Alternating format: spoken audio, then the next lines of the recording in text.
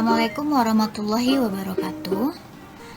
Welcome to the 8th meeting of Curriculum and Materials Development subject. Our topic today is about 6 key principles of reframing the current ELT curriculum in Indonesia. This topic is derived from the second lesson outcome, which is mahasiswa mampu menjelaskan pendekatan prinsip utama mengenai perumusan kembali kurikulum pendidikan bahasa Inggris di Indonesia. Okay, let's get started. 6 key principles provide directions for adapting the official curriculum to a particular pedagogical context and also position the teachers as curriculum developers and curriculum makers. 6 prinsip kunci dalam meninjau kembali kurikulum ELT di Indonesia maksudnya adalah memberikan petunjuk untuk mengadaptasi kurikulum resmi ke dalam konteks pengajaran atau particular pedagogical context. Dan prinsip-prinsip ini menempatkan guru sebagai curriculum developers dan juga sebagai curriculum makers, bukan hanya sebagai pengajar di kelas saja, tetapi terlibat dalam hal mengembangkan kurikulum dan juga membuat kurikulum. Are the 6 key principles of reframing the current ELT curriculum here. The first one is revisiting roles of teachers from a curriculum development perspective. Next is negotiating policy and curriculum materials, teacher-driven language curriculum development. The third one is positioning and framing English language pedagogy. Next is integrating assessment and pedagogy, a dynamic approach. Next is re-envisioning some language teacher training and also education. And the last one is sustaining vibrant teacher professional development. Okay, let's see them one by one. One is revisiting roles of teachers from a curriculum development perspective. There are 3 approaches of teachers' role in developing curriculum. Ada 3 pendekatan tentang peran guru dalam pengembangan kurikulum. Yang pertama adalah fidelity curriculum transmission, in which teachers develop the curriculum based on the standard of pedagogy. Dalam pendekatan ini, guru berperan sebagai penyampai kurikulum yang selalu melaksanakan kegiatan belajar mengajarnya berdasarkan standar yang sudah ditetapkan oleh pihak yang sudah ditunjuk atau standar yang sudah ditetapkan dalam kurikulum nasional, seperti tujuan pembelajarannya apa, luaran, konten, proses serta penilaian telah ditentukan sebelumnya, dan guru hanya berperan sebagai pelaksana kurikulum tersebut. Dan guru tidak mengembangkan kurikulum berdasarkan kebutuhan siswa atau sasaran kurikulum yang sebenarnya. Guru hanya melaksanakan saja. Nah, just transmit the curriculum atau curriculum transmission. The second one is adaptation or curriculum development. Nah, dalam pendekatan ini guru berperan sebagai pengadaptasi. Teachers adapt the curriculum based on local need, try to develop hidden curriculum. Nah, dalam hal ini guru berperan sebagai pengembang kurikulum, pengadaptasi kurikulum, atau mereka menyesuaikan materi kurikulum dengan praktik pengajaran mereka di dalam kelas. Mereka membuat penyesuaian yang signifikan sehingga dapat mengeksplorasi mana yang paling berhasil dan mana yang tidak berhasil. Nah, dalam pendekatan ini, guru berusaha untuk menghubungkan materi kurikulum dengan apa yang ingin dipelajari oleh siswa. Jadi mereka mencoba menggali hidden kurikulum menjadi sesuatu yang teraplikasikan di dalam kelas mereka atau konteks kelas mereka. Yang ketiga adalah an enactment atau curriculum making. Teachers try to develop curriculum based on the students' need, interest, and personality. Kalau yang nomor 2 tadi hanya mengadaptasikan saja. Nah, kalau kali ini atau pendekatan yang ketiga ini, guru melihat kurikulum sebagai proses yang dibuat bersama dan dialami oleh siswa secara bersama-sama dan secara individual. Nah, peran guru dalam pendekatan enactment ini, kurikulum tidak dipandang sebagai produk tetapi sebagai proses konstruksi dari pengalaman yang sudah berlaku.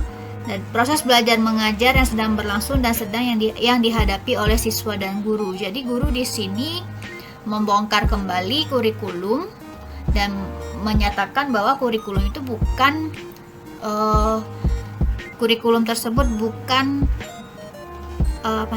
kurikulum tidak dianggap sebagai hasil atau hal yang sudah ada, tetapi kurikulum merupakan proses yang dibuat bersama-sama antara keterlibatan guru dan siswa.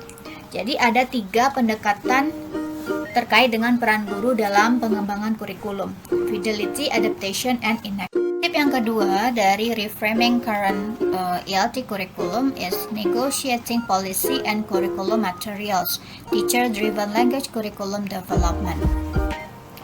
Dan dalam prinsip ini, teachers can be a drivers of changes in both language policy and practice within and beyond their classrooms and school.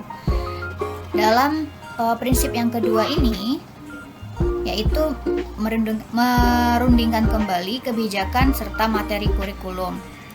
Pengembangan kurikulum bahasa berbasis guru, itu maksudnya ya. Jadi dalam prinsip yang kedua ini, guru dianggap sebagai agen perubahan, baik dalam kebijakan kurikulum serta praktek atau implementasi kurikulum itu di dalam dan di luar kelas mereka.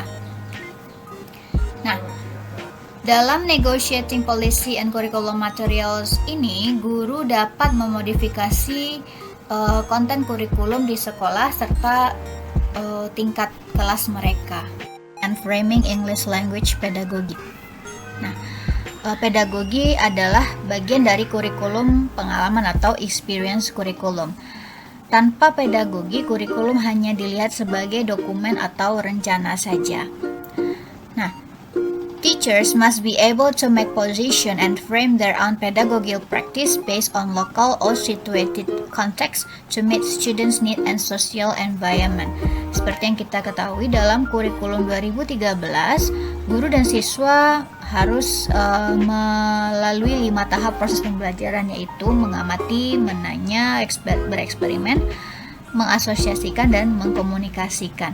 Nah, proses ini mencoba mendikte cara guru dan siswa yang terlibat dalam tatap muka pedagogi. Proses pedagogi ini tidak dapat hanya dipandang sebagai upaya prosedural, sebaiknya juga dipandang sebagai praktik yang dinamis, dinegosiasikan dan diposisikan atau positioning tadi. Sebagai pembuat kurikulum, guru harus dipercaya untuk memperlakukan praktik pedagogis mereka di luar proses pembelajaran 5 tahap tadi. Nah, jadi guru bahasa sebaiknya memposisikan dan membingkai praktik pedagogis mereka sendiri berdasarkan konteks lokal atau situated context, untuk menemukan berdasarkan kemampuan atau kebutuhan siswa mereka serta lingkungan sosial di kelas mereka. Nah, penentuan posisi pedagogis ini berkaitan dengan sikap konseptual yang diadopsi oleh guru bahasa untuk menginformasikan praktik mereka sendiri. Nah, dengan proses ini memungkinkan guru untuk bereksperimen untuk melihat teori mana yang lebih baik dan yang berhasil, dan mana yang tidak berhasil tergantung dari konteks kelas mereka sendiri. Assessment and pedagogy, a dynamic approach. Assessment and pedagogy or teaching cannot be separated and must be integrated. Perlu diketahui bahwa baik pedagogi serta penilaian merupakan hal yang tidak bisa dipisahkan, karena pedagogi adalah proses membekali siswa dengan pengetahuan, sikap, dan keterampilan yang diperlukan untuk melaksanakan tugas-tugas atau task di real life, sementara assessment atau penilaian merupakan cara mengenali siswa dan memberikan masukan yang berguna bagi siswa untuk membingkai kembali pedagogi bahasa yang sudah ada. Nah, penilaian bahasa harus dinilai sebagai usaha yang kognitif, linguistik, psikologis, dan sosial. Jadi, dalam aplikasinya sebaiknya asesmen dan pedagogi ini merupakan suatu hal yang tidak bisa dipisahkan. Envisioning sound language teacher training and education, menggaungkan kembali pelatihan dan pendidikan guru bahasa. Teachers training and education be the control of curriculum development. Pelatihan dan pendidikan guru bisa menjadi pengendali dalam pengembangan kurikulum. Lembaga pelatihan dan pendidikan guru memainkan peranan penting dalam mendidik guru yang berkualitas. Nah, seperti yang kita ketahui, menjadi guru adalah profesi yang kompleks dan menuntut karena tidak hanya membutuhkan kemampuan memahami kurikulum dan mempraktikkan materi isi kurikulum tersebut, tetapi juga harus memiliki pengalaman yang kuat tentang bahasa dan memiliki kemampuan bahasa yang memadai. Jadi, ada kemampuan lain yang harus dimiliki dan dikembangkan oleh guru bahasa. Oleh karena itu, pendidikan dan pelatihan guru bahasa merupakan hal yang penting, kelembagaan yang penting karena melibatkan faktor yang saling terkait seperti visi, nilai filosofis, agenda sosial politik, dan dimensi lainnya. Selain itu, teachers training and education can help the young teachers to understand the implementation of curriculum well. Selain itu, pelatihan dan pendidikan guru dapat membantu guru-guru muda yang belum memiliki banyak pengalaman untuk memahami bagaimana cara mengimplementasikan dan memahami kurikulum tersebut dengan baik. Sustaining Vibrant Teacher Professional Development or TPD. Pengembangan profesional guru atau Teacher Professional Development atau TPD. Nah, pengembangan yang berkelanjutan adalah faktor kunci dari pemberlakuan kurikulum yang bermanfaat. Dapat dikatakan bahwa Teacher Professional Development adalah sarana penting untuk meningkatkan kemampuan atau kualitas guru dalam mengembangkan kurikulum. Ada lima prinsip dari Teacher Professional Development. Yang pertama adalah collaboration. Jadi dari kolaborasi, guru dapat bekerja sama dengan guru atau pendidik yang lain untuk menuliskan materi kurikulum secara bersama, melakukan pengajaran reflektif, melakukan penelitian tindakan kelas, observasi, dan lain-lainnya. Jadi mereka saling membantu satu sama lain. Nah, prinsip yang kedua adalah dampak kehidupan atau life impact. Setiap kegiatan profesional harus memiliki dampak terhadap pertumbuhan pribadi dan profesionalisme guru dalam pembelajaran dan pengajaran. Prinsip yang ketiga adalah engagement atau kontribusi guru terhadap keterlibatan kegiatan pengembangan profesional guru. Yang kelima adalah empowerment. Empowerment adalah guru memiliki tanggung jawab untuk memberdayakan orang lain melalui peer modeling atau scaffolding. Dan prinsip yang terakhir adalah sustainability atau keberlanjutan. Di guru melihat kegiatan pengembangan profesional sebagai kebutuhan bagi mereka untuk berkembang secara pribadi dan profesional serta berkelanjutan. Jadi mereka harus mampu mempertahankan semangat mereka untuk melanjutkan atau melaksanakan kegiatan pengembangan profesional secara berkelanjutan. Jadi tidak hanya berhenti di tengah jalan saja, tapi juga harus berkelanjutan. Today about key principles of reframing current ELT curriculum in Indonesia. I hope you will understand the material well. Assalamualaikum warahmatullahi wabarakatuh.